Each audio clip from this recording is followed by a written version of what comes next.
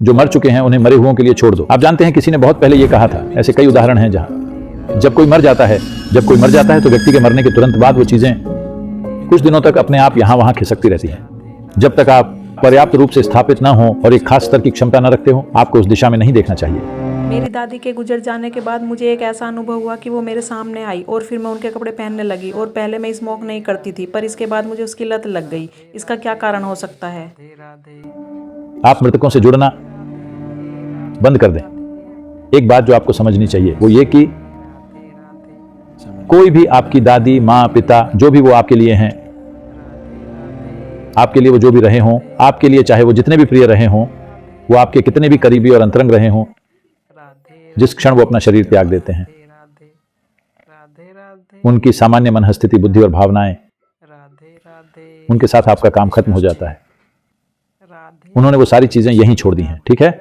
हाँ, वो सब चीजें उन्होंने यहीं छोड़ दी हैं। वो सारी चीजें जो आप उनके बारे में जानते थे खत्म हो गई हैं।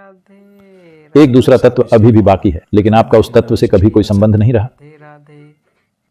आपका रिश्ता उनके दूसरे पहलुओं से था। उस व्यक्ति के मरने के साथ ही वो सारे पहलू खत्म हो गए। जब कोई मरता है तो आप सिर्फ इतना ही करें कि आप उनके साथ बिताए गए खूबसूरत पलों को संजोएं, बस इतना ही।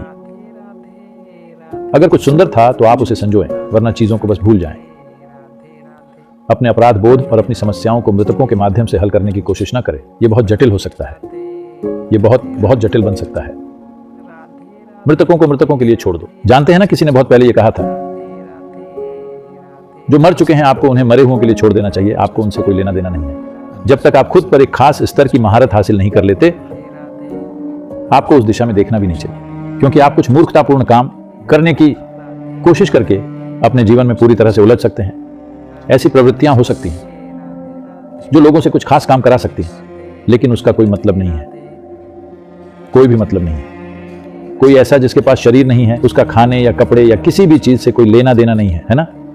हाँ, अगर आपके पास शरीर है, सिर्फ तभी आपको भोजन और कपड़ों की ओर जाना चाहिए। एक बार आपने अपना शरीर खो दिया तो आपको भोजन और कपड़ों से क्या लेना देना है? ऐसा है कि जब इतनी सारी मिलीजुली भावनाएं चल रही हों तो आपके भीतर और आपके बाहर बहुत सी चीजें घटित होंगी और उसमें उलझने की कोई जरूरत नहीं है। आप वो करें बस जो आपका काम है, अपनी साधना करें। उस आदमी के साथ रहें जो अभी जीवित है, मृतकों के साथ रहने की कोशिश ना करें। अपने दादाजी के साथ रहें जो अभी जीवित हैं, उनके लिए अपना सर्वश्रेष्ठ करें, क्योंकि वो भी मरेंगे। मैं उनकी मृत्यु की कामना नहीं कर रहा हूं, लेकिन वो भी मरेंगे, है ना? तो जब आप थोड़े समय के लिए उनके साथ हैं तो बस उनके लिए सबसे अच्छा करें। ये देखें कि उन कुछ पलों के लिए जब आप वहां हैं तो अपने और उनके जीवन को कैसे समृद्ध करें, बजाय इसके कि आप अपनी दादी के लिए हर तरह की काल्पनिक चीजें करें। आपकी दादी का काम पूरा हो चुका है, उन्हें आकर अपनी अलमारी में देखने की कोई जरूरत नहीं है। बात बस इतनी है कि लोगों के जो कपड़े होते हैं उनमें कुछ खास तरह के तत्व बचे रहते हैं। देखिए, भारत में इन सभी बातों का ख्याल रखा जाता था। लोग इन बातों को सामान्य प्रक्रिया के रूप में समझते थे, आत्मज्ञानी नहीं, सामान्य लोग। ये संस्कृति में इतना समाया हुआ है कि अगर कोई व्यक्ति मरता है तो वो सारे कपड़े जो उसके शरीर के संपर्क में थे, उसके शरीर के साथ बहुत ज्यादा संपर्क में रहने वाले कपड़े, उन सभी को जला दिया जाता है। उन्हें कभी नहीं रखा जाता था। सिर्फ वही कपड़े जो उस व्यक्ति ने कभी कभार पहने थे, ऐसी चीजें सिर्फ रक्त संबंधी को दी जाती हैं, किसी दूसरे को नहीं। आपकी बेटी या पोती या बेटे या ऐसे किसी और को, और उन्हें भी पहले 1 साल आपको नहीं पहनना चाहिए, पहली बरसी तक, पुण्यतिथि आने तक आपको उन कपड़ों को नहीं पहनना चाहिए। ये चीजें इसलिए हैं क्योंकि जब हम यहां होते हैं, हम जिस भी चीज के संपर्क में होते हैं उसमें एक खास मात्रा में ये ऊर्जा होती है। अगर आप उसे एक तरह का मौका देते हैं तो ये कपड़े अजीब बर्ताव करने लगेंगे। आपकी दादी को आने की जरूरत नहीं है, ये कपड़े खुद ही अजीब बर्ताव करने लगेंगे। क्योंकि देखिए, स्टैटिक नाम की एक चीज होती है, आप उसका अनुभव कर चुके हैं। आप अपनी कार का दरवाजा छूते हैं, झटका लगता है। ऐसा क्यों हुआ? कार बिजली पैदा नहीं कर रही है ना? ऐसा क्यों हो रहा है? किसी चीज के साथ संपर्क होने पर यह थोड़ा चार्ज हो जाती है। इसी तरह जो कुछ भी आपके शरीर के साथ नजदीकी से संपर्क में है, उसमें उस गुण की एक खास मात्रा आ जाएगी। आप जानते हैं तंत्र मंत्र कैसे किया जाता है? अगर वो आपको नुकसान पहुंचाना चाहते हैं, पता है वो क्या करते हैं? पहली चीज जो वो करते हैं, वो आपका अंडरवियर ले जाएंगे या आपके बाल। हाँ, अगर उन्हें शरीर का कोई अंग मिल जाता है, आपके बाल या नाखून ले जाएंगे, वो बहुत अच्छा होगा, वो आपके शरीर के अंग हैं। अगर वो नहीं मिल पाता तो पहली चीज जो वो करेंगे, आपके शरीर के संपर्क में रहने वाला कोई कपड़ा, पहली चीज ये होगी कि आपका अंडरवियर गायब हो जाएगा। वाकई भारत में लोग बहुत सावधानी बरतते हैं। वो हमेशा पक्का करते हैं कि अंडरवियर कभी बाहर ना छोड़ा जाए।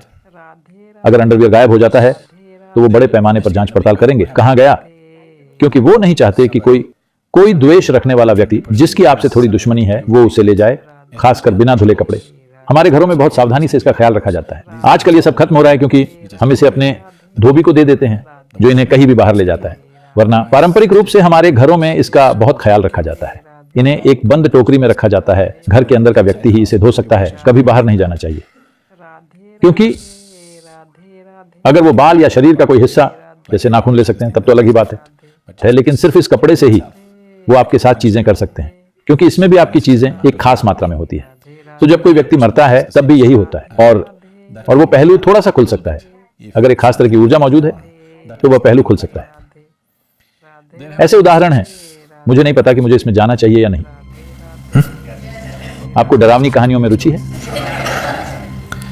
ऐसे कई उदाहरण हैं जहां जब कोई मर जाता है और जैसा ये अभी कह रही थी, व्यक्ति के मरने के तुरंत बाद कुछ दिन तक कुछ चीजें, खास तौर पर वो चीजें जिनका उससे बहुत करीब से संपर्क रहता था, वो इधर उधर खिसकने लगती हैं। वो चीजें अपने आप ही इधर उधर खिसकती रहती हैं। वो व्यक्ति आकर कुछ हिलाता डुलाता नहीं है। बात बस इतनी है कि आपकी जो भी ऊर्जा उससे जुड़ी थी वो एक तरह से पीछे हट रही है। वापस लौटने की प्रक्रिया में थोड़ी बहुत अतिरिक्त हलचल होगी।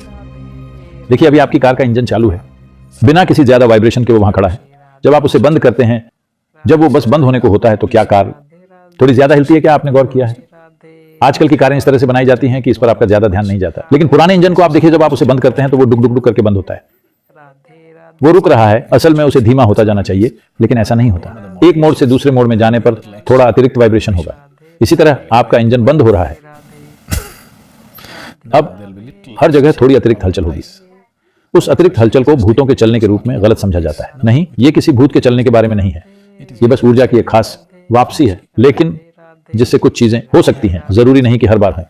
लोग बहुत सी चीजों की कल्पना कर लेते हैं, लेकिन ऐसा हो सकता है, ऐसा होता भी है। तो यह सुनिश्चित करने के लिए कि वो चीजें साफ हो जाएं, अगर आज कोई व्यक्ति मर जाता है तो 3 दिन बाद हम एक तरह की प्रक्रिया करेंगे, 11वें दिन हम दूसरी तरह की प्रक्रिया करेंगे, 13वें दिन एक और तरह की प्रक्रिया करेंगे, 40वें दिन एक अलग तरह की प्रक्रिया करेंगे। ये सब ये सुनिश्चित करने के लिए है कि उस व्यक्ति का कोई अवशेष न बचे, ताकि मृतकों को पैक करके भेजा जा सके, जीवित लोग अपना जीवन जारी रख सके।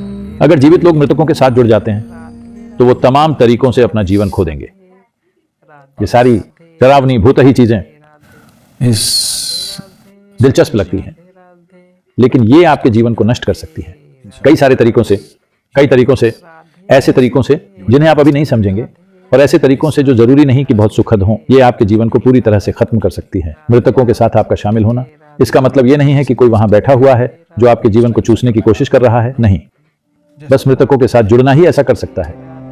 जब तक कि आप पर्याप्त रूप से स्थापित ना हो और एक खास स्तर की क्षमता न रखते हो, आपको उस दिशा में नहीं देखना चाहिए, जरूरत नहीं है।